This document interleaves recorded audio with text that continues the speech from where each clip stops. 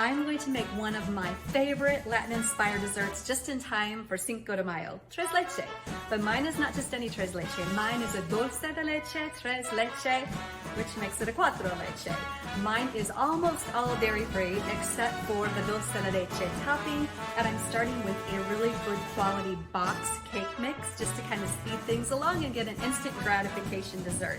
Let's get started. To start, I'm using a packaged mix. Make it easy on myself. It needs 3 eggs. It needs a 1/3 cup of oil. And my own special touch, just a splash of vanilla paste. And then I'm gonna blend it.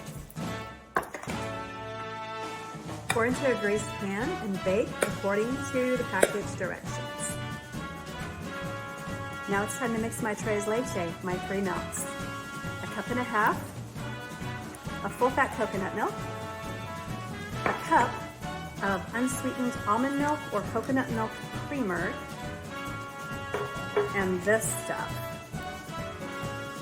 sweetened condensed coconut milk. It's going to give it a lot of sweetness.